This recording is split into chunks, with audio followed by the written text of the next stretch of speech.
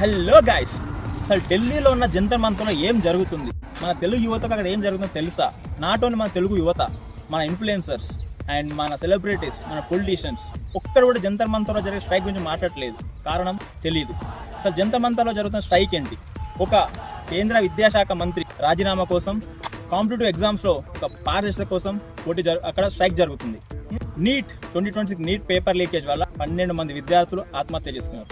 వాళ్ళ శాంతి కోసం, ఫ్యూచర్లో స్టూడెంట్స్ కోసం, ప్రజెంట్ ఉన్న స్టూడెంట్ కోసం ప్రతి కాంపిటేటివ్ ఎగ్జామ్లో పారదర్శకత, లీకేజీలు లేని ఒక ఎగ్జామ్ కండక్ట్ చేయాలి. అదేవిధంగా ఈ లీకేజీకి కారణం ప్రత్యక్షంగా అయినా పరోక్షంగా అయినా కేంద్ర విద్యాశాఖ మంత్రి పూర్తి బాధ్యత.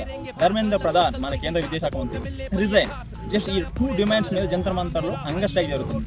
Sonam Wangchuk is a scientist of India and CJP party అభ్యర్థులు అంగ స్ట్రైక్ లో పాల్గొంటే అక్కడున్న బీజేపీ ప్రభుత్వం ఢిల్లీ పోలీసులను వాడుకొని ఆ స్ట్రైక్ ని పటాపంచలు చేస్తుంది. అడిగేది 2 డిమాండ్స్, ఎవరికి ఫేవర్గా కాదు, ఏ పార్టీ చేస్తున్న స్ట్రైక్ కాదు. ఫ్యూచర్ స్టూడెంట్స్ కోసం, ఫ్యూచర్ చిల్డ్రన్స్ కోసం, ఫ్యూచర్ కోసం చేస్తున్న స్ట్రైక్ ఇది. ఇంత జరుగుతున్న మన సౌత్ ఇండియాలో దీని గురించి ఒక్క ఉలుకు పలుకులేదు న్యూస్.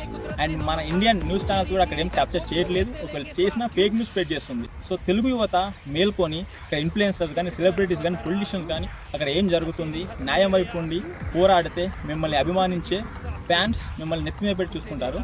దయచేసి ప్రతి ఒక్క స్టూడెంట్, రెండు తెలుగు రాష్ట్రాల్లో ప్రతి ఒక్క స్టూడెంట్స్ కంపల్సరీ ఈ స్ట్రైక్ను మద్దతుగా నిలవాలి అని కోరుకుంటున్నాను. బీజేపీ వాళ్ళ కేంద్ర మంత్రి ఒక్కడి కోసం ఇండియన్ యూత్ని మొత్తం పోలీస్ లాగా దెబ్బలు తినేలా చేస్తుంది.